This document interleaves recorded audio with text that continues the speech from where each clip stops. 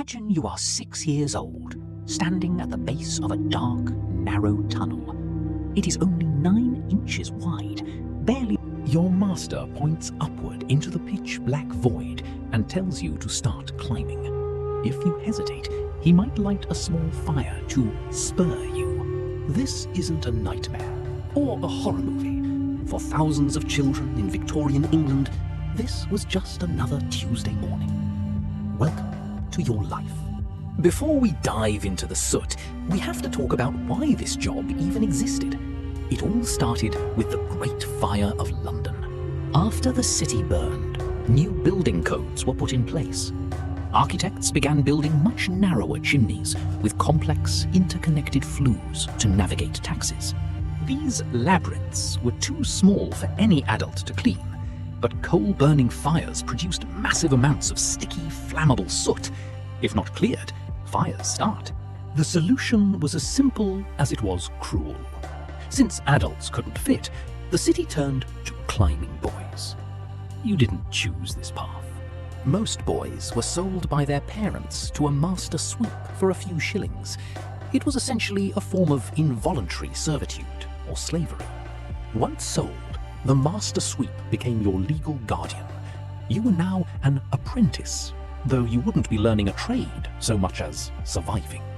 Training begins immediately, and it is absolutely brutal. Your master rubs your elbows and knees with a stinging brine next to a hot fire to harden your skin. You return from your first jobs streaming with blood. If you cry or refuse to go back up, your master uses a cane to remind you who is in charge. Work starts at 2 a.m. in the freezing cold.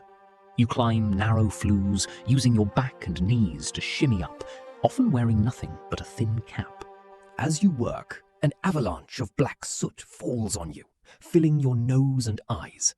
You breathe in toxic particles for hours every single day. The physical toll is devastating.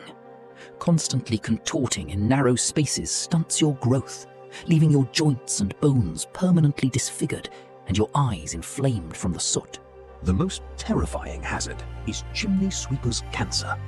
Because you rarely bathe, toxic dust stays trapped in your skin for months, leading to this fatal, painful disease. Safety is a luxury you do not have. Many chimneys remain hot or on fire. If you get stuck, the situation turns into a deadly trap. You live on the fringes of society, sleeping in dark cellars on the very same black sacks you use to collect the dirty soot each day. You have only one day off, May Day. You wash your face and parade through the streets, dancing for a public that usually looks at you with disgust.